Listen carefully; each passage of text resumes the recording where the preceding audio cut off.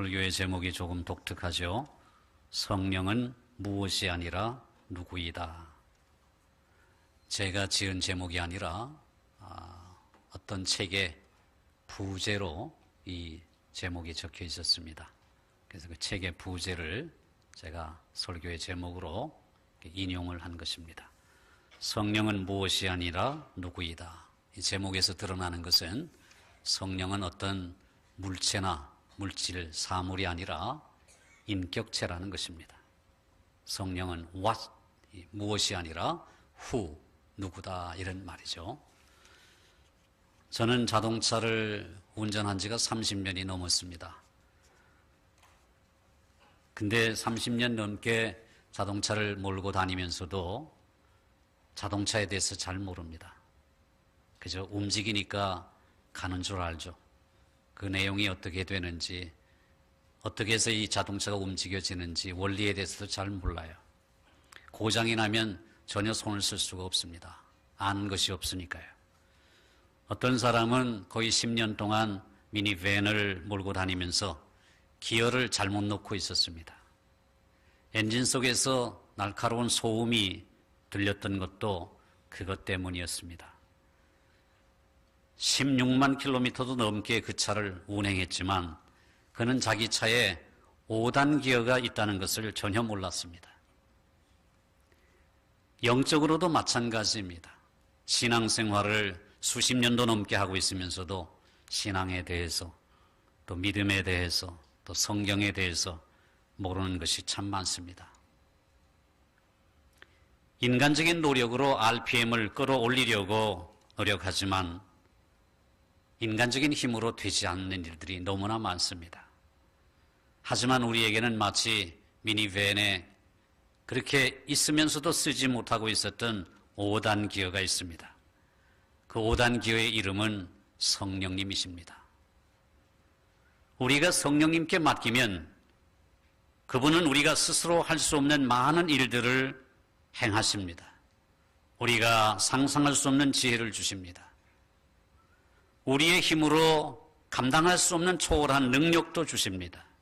그리고 우리 스스로는 결코 가질 수 없는 은사들도 주십니다.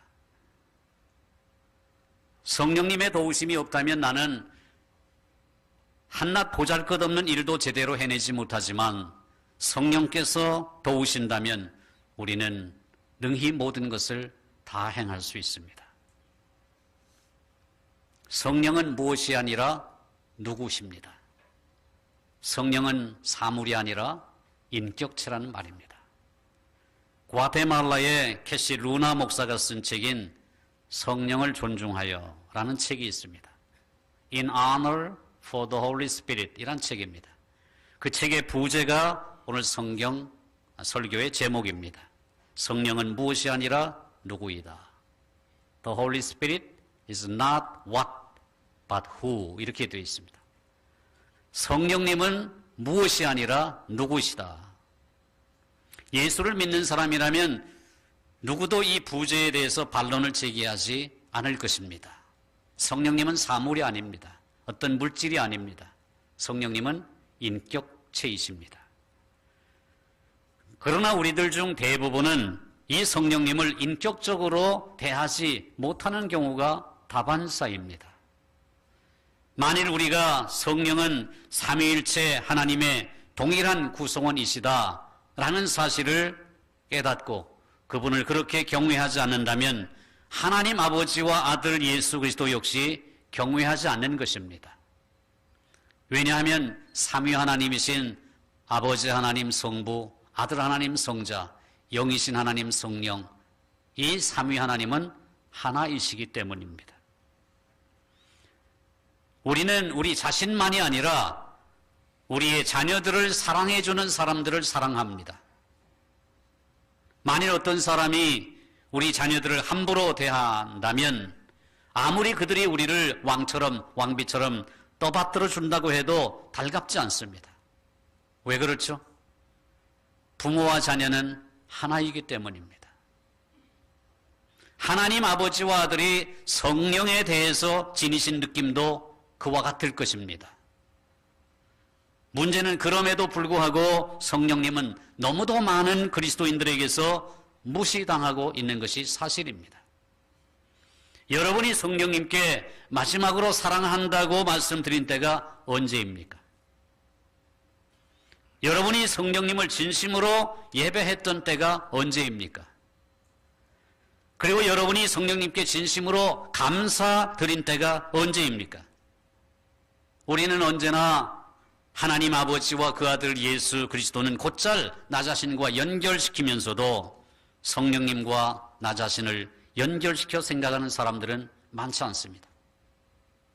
그만큼 성령님은 우리에 의해서 무시당하고 소홀히 여겨지고 있는 것입니다. 만일 우리가 삼위일체 하나님을 온전히 예배하지 않는다면 참으로 손해가 많습니다. 왜냐하면 제3위이신 성령님께서 하시는 놀라운 역사들을 경험할 수 없기 때문입니다. 오늘날 예수 믿는 사람들 중에 아무런 기쁨이나 능력이나 소망도 없이 살아가는 사람들이 많습니다. 혹시 여러분이 그런 부류의 사람이 아닙니까? 그렇다면 그 이유가 무엇이겠습니까? 그것은 틀림없이 제가 추측컨대 성령님과 인격적인 관계를 맺지 못하고 신앙생활을 하고 있기 때문일 것입니다.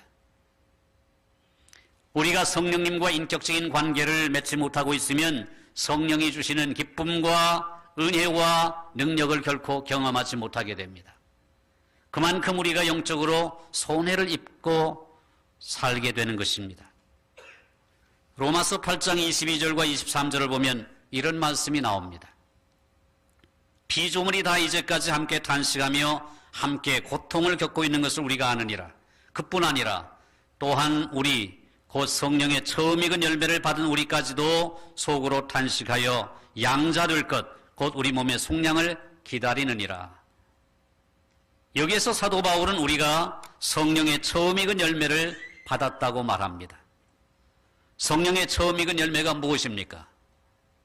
바로 성령의 처음 익은 열매는 예수 그리스도를 가리킵니다. 그러므로 성도는 처음 익은 열매 되신 그리스도께서 성취하신 구원의 은혜를 받은 사람들입니다.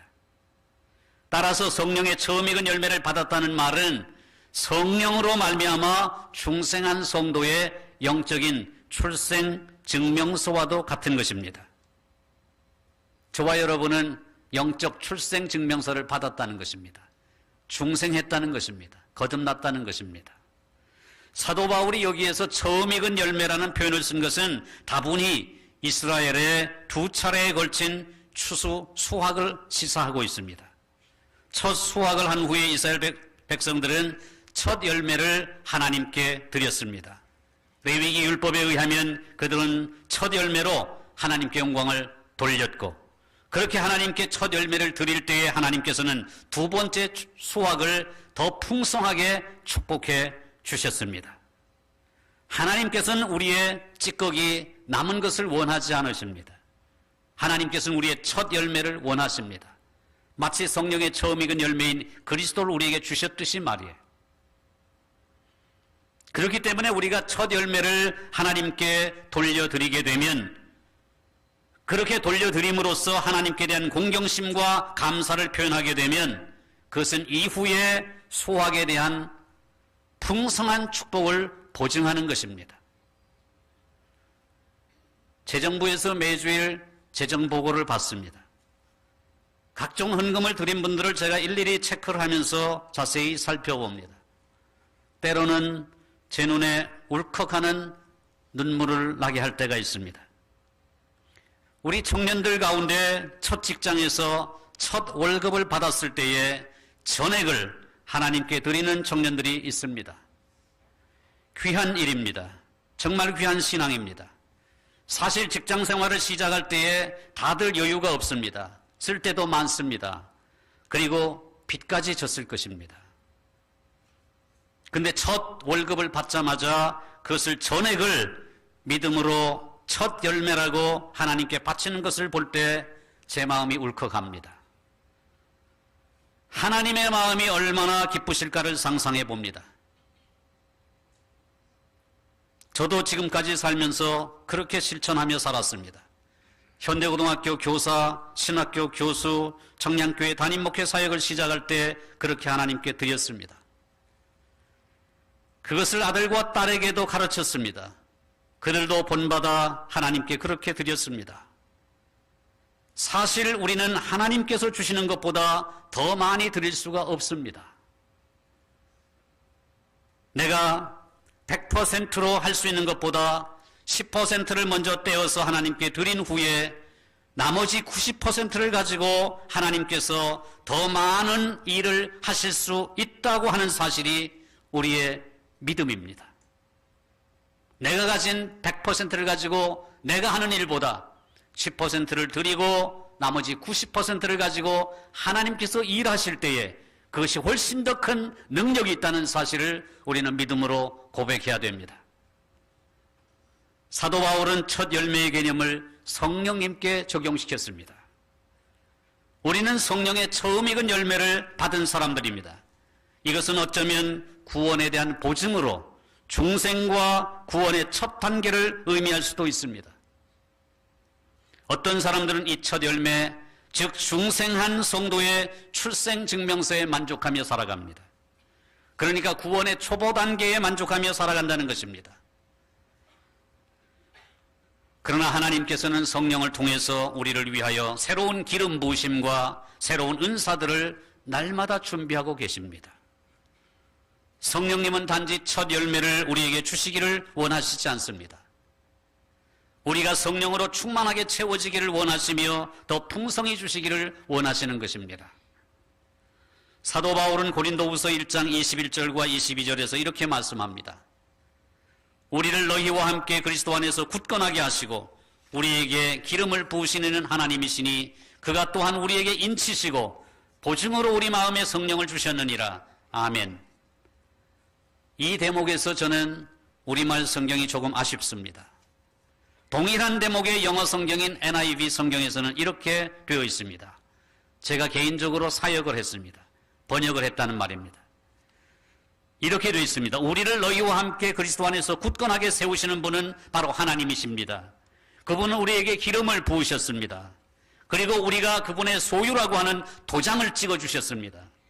그리고 장차 올 것을 보증하는 보증금으로 성령을 우리 마음속에 두셨습니다. 이렇게 되어 있습니다. 얼마나 자세합니까? 정말 놀라운 말씀 아닙니까? 이 말씀은 약속과 소망으로 가득 찬 말씀입니다. 하나님께서는 우리 한 사람 한 사람에게 성령의 기름을 부으셔서 당신의 소유로 삼아주셨고 도장을 찍어주셨습니다. 너는 내 것이다. 그리고 우리를 그리스도 안에서 굳건하게 세워주십니다.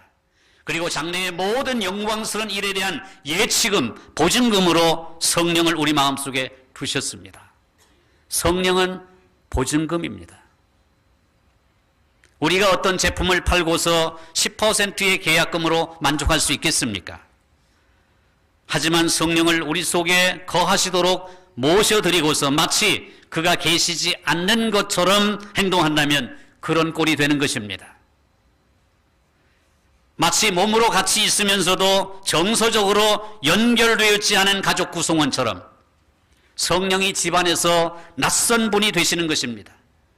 사실 따지고 보면 우리가 거하는 이 집은 집값을 성령이 지불하신 것입니다. 이 집의 주인은 성령님이십니다. 저와 여러분은 세입자예요. 근데 왜 주인 행세를 하시죠?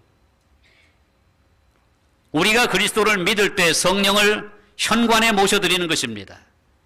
그러나 성령님은 현관에 머물기를 결코 만족하지 않으십니다. 성령님은 우리의 안방에 들어오기를 원하십니다. 우리는 성령님을 모셔드리기 위해 현관문만 열어서는 안 됩니다. 모든 문을 활짝 열어젖혀서 우리의 삶의 중심에 성령님을 모셔야 되는 것입니다. 에베소서 5장 18절에서 사도 바울은 우리에게 오직 성령으로 충만함을 받으라고 권고합니다. 우리가 무언가로 채우려면 먼저 해야 할 일이 있습니다. 그것은 비우는 것입니다. 우리가 세상 것들로 가득 채워져 있으면 성령으로 채워질 수가 없습니다. 비우는 과정은 죄의 자백과 회개가 필요합니다. 이것은 한 번에 끝내는 일이 아닙니다. 충만함을 받으라는 말은 현재 명령형입니다. 지속적인 행동을 말합니다. 계속 비워야 하고 계속 채워야 하는 것입니다. 비움과 채움은 죽을 때까지 계속되는 일입니다. 거듭해서 채워져야 하는 가스탱크처럼 우리는 성령을 우리 마음속에 가득 채워야 합니다. 사도 바울은 에베소서 1장 23절에서 이렇게 말씀합니다. 교회는 그의 몸이니 만물 안에서 만물을 충만하게 하시는 이의 충만함이니라. 이 구절은 하나님을 만물 안에서 만물을 충만하게 하신 이라고 묘사합니다. 이것이 하나님의 속성입니다. 무슨 말씀이냐 하면 하나님은 채우시는 일을 즐겨 하신다는 것입니다. 하나님은 우리가 믿음으로 비울 때에 그 빈 곳을 채워주십니다. 따라서 하나님의 충만하게 채우심을 경험하려면 먼저 비워야 합니다.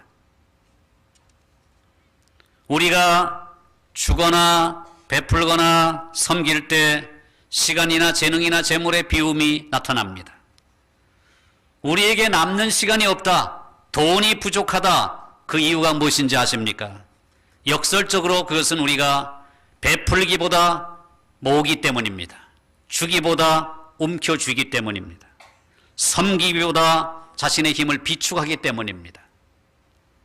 하나님이 채워주시지 않는 것입니다. 그래서 우리는 늘 시간이 부족하고 물질이 부족하다고 느낍니다. 하나님은 우리가 베푸는 것보다 더 많은 것으로 거기에 기쁨까지 더해서 채워주십니다. 그런 후에 그 부여하신 영광을 따라 우리의 모든 필요를 공급하시는 것이 하나님의 방식입니다. 사도 바울은 빌립보서 4장 19절과 20절에서 놀라운 말씀을 하십니다. 나의 하나님이 그리스도 예수 안에서 영광 가운데 그 풍성한 대로 나의 모든 쓸 것을 채우시리라. 하나님 곧 우리 아버지께 세세 무궁하도록 영광을 돌릴지어다. 아멘. 만일 우리가 하나님께서 주신 첫 열매로 하나님께 드리면 하나님께서는 두 번째 수확으로 더 풍성하게 채워주실 것입니다. 이번에 리모델링 공사 헌금으로 총 공사비 약 4억 원, 거기에 교회가 보유하고 있는 돈을 제외하고 처음에 리모델링 위원회에서 작정 목표액을 대략 1억 5천만 원으로 세우고 기도했습니다.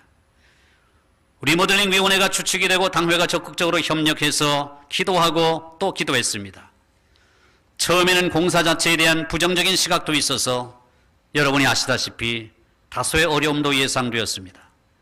그러나 믿음으로 기도하고 하나님께 드리기로 작정했을 때에 하나님께서는 놀라운 방법으로 채워주셨습니다. 지난주일까지 작정된 금액이 2억 7,877만 5천 원이었습니다. 작정 목표액보다 1억 원도 넘게 더 작정된 것입니다.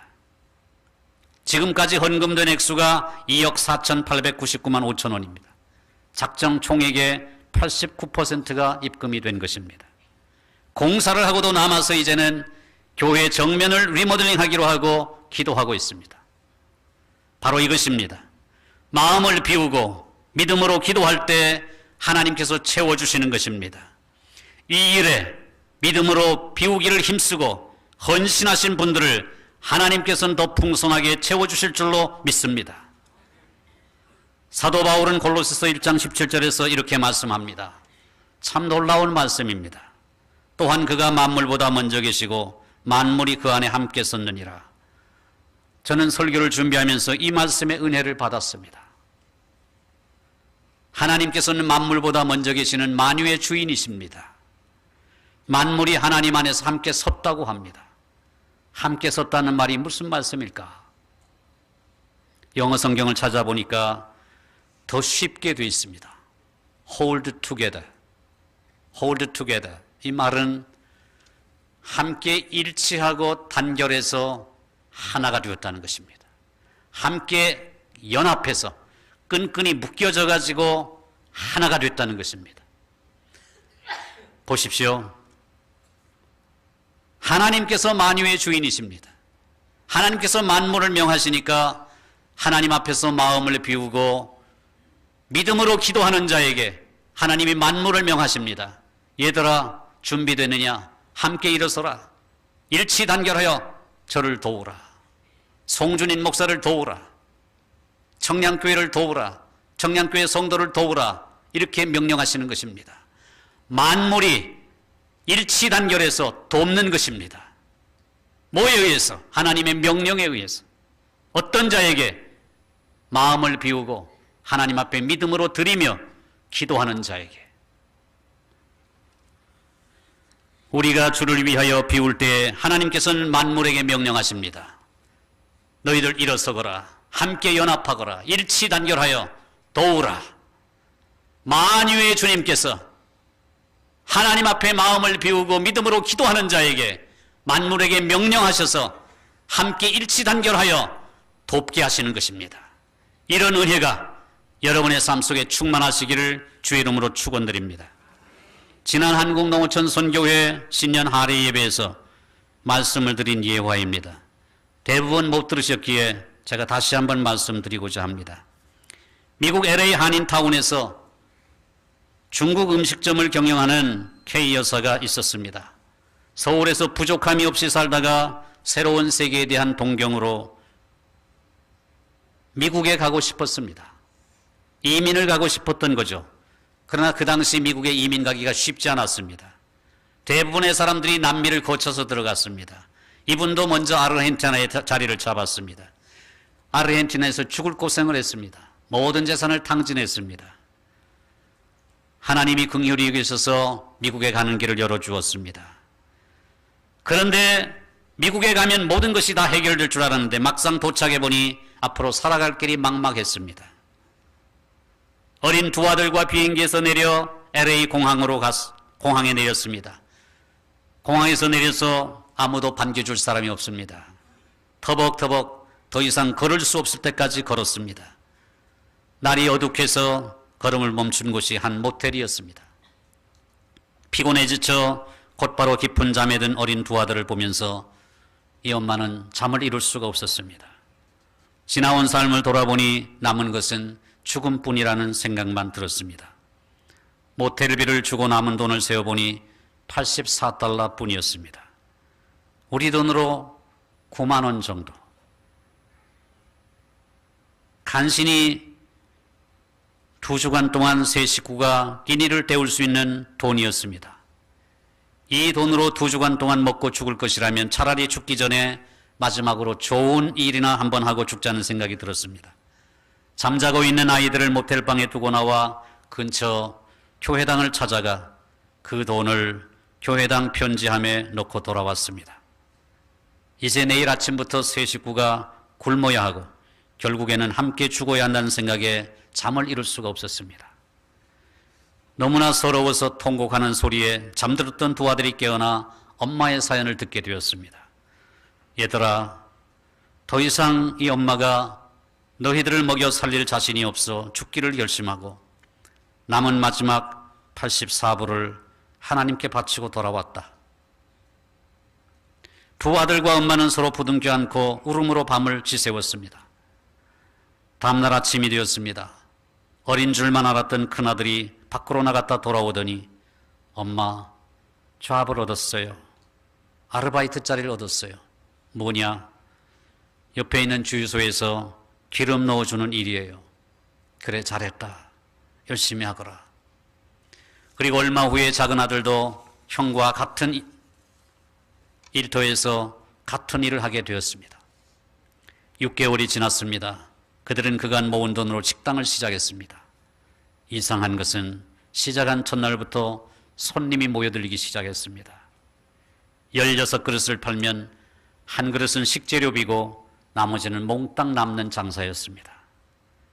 K 여사는 한국에서 가사 도우미를 둘이나 두고 살아서 부엌 일이나 음식을 잘 할 줄 모르는데 아무리 생각해도 자기가 만든 음식을 손님들이 맛있어 하는 것은 이해할 수가 없었습니다. 어느 날 그가 이렇게 큰 돈을 벌 수 있었던 것은 죽기를 각오하고 바친 것을 하나님이 받으셨구나. 하나님이 복을 주신 것이구나. 그 사실을 깨닫고 하나님께 감사하게 되었습니다. 사랑하는 성도 여러분, 먼저 하나님을 위해 마음을 비우니 만물의 주인이신 하나님께서 그 만물을 일으켜 세워가지고 너희들 일치단결해서 저 한국에서 온 저 여자를 도와라. 사람들을 불러일으켜서 저 식당으로 가거라. 음식을 맛있게 먹어라. 하나님이 명령하시자 수많은 사람들이 그 가게로 몰려들었습니다. 하나님께서 그 일을 형통케 하셨습니다. 이것이 바로 만물이 주 안에서 함께 섰다는 말씀의 뜻인 것입니다. 하나님의 명령을 받아 만물이 움직인 것입니다. 일치단결해서 그 가게를 돕기로 작정한 것입니다. K 여사를 돕기로 작정한 것입니다. 사랑하는 성도 여러분, 혹시 여러분의 삶 속에 어려움이 있습니까? 여러분의 힘으로는 해결하기 불가능한 문제들이 있습니까? 실직을 당하셨습니까? 사랑하는 사람을 잃었습니까? 혹시나 사랑하는 사람들과 사별했습니까? 경력이 단절되는 그런 어려운 일을 당했습니까? 투자한 돈을 원금조차 회수하지 못하여 전전긍긍하고 있습니까? 아니, 투자는커녕 하루하루 살기도 바빠 입에 풀칠하기도 어려울 그런 경우도 있을 것입니다. 병든 몸은 점점 쇠약해져만 가고 몸도 마음도 지쳐서 삶을 포기하고 싶을 수도 있을 것입니다. 사랑하는 성도 여러분들이요, 이 같은 상황을 만나게 되면 우리 삶 속에 진공 상태가 생깁니다. 우리는 그 비움을 통해서 아픔을 느끼고 허기를 느낍니다. 하지만 바로 그때가 하나님께서 일하실 때입니다. 하나님께서는 그 빈 곳을 성령으로 채우시기를 원하시는 것입니다. 창조 기사를 아시죠? 땅이 혼돈하고 공허하며 흑암이 깊음 위에 있고 하나님의 신은 수면에 운행하시니라. 땅이 혼돈하고 공허하며, 혼돈은 무질서입니다. 공허는 비어있다는 것입니다. 흑암이 깊음 위에 있고 캄캄한 암흑뿐입니다. 완전한 절망입니다. 거기에 하나님의 신이 운행하셨습니다. 운행하셨다는 말은 암탉이 병아리를 품었다는 말입니다. 성령 하나님께서 저와 여러분을 마치 암탉이 병아리를 품듯이 품고 계십니다. 성령 하나님은 완전한 혼돈과 완전한 공허와 완전한 어둠 속에서 아름다운 질서를 만들어내시는데 천재적인 재능이 있으신 분이십니다. 뿐만 아니라 그 성령 하나님은 말할 수 없는 탄식으로 저와 여러분을 위해서 하나님께 간구하시는 분이십니다. 왜 성령을 탄식하게 하고 계십니까? 우리를 위하여 슬퍼하며 탄식하며 간구하시는 성령님을 상상해 보시기 바랍니다. 왜 성령님을 여러분의 집안에 현관에 머물게 하십니까? 성령님은 여러분의 안방에 들어가기를 원하십니다.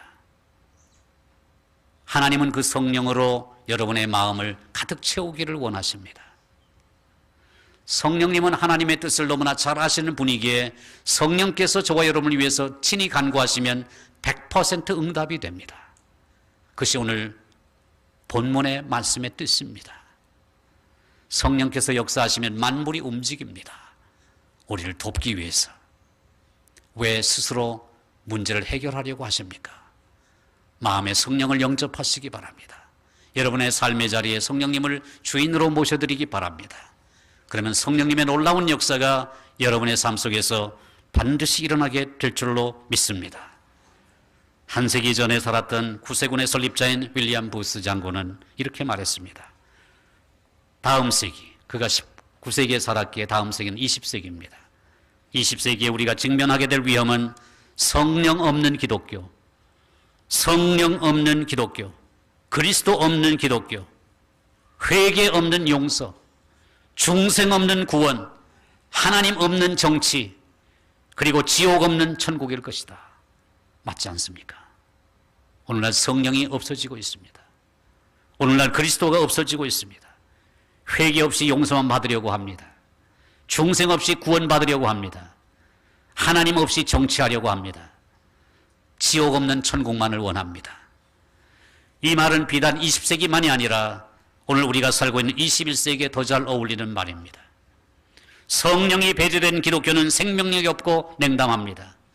성령이 배제된 그리스도인은 무기력하기 짝이 없습니다. 우리가 사모하는 만큼 성령이 우리에게 임하십니다. 성령은 그 무엇이 아니라 누구이시기 때문입니다. 성령은 말할 수 없는 탄식으로 탄식하시는 감성을 가지신 분이십니다.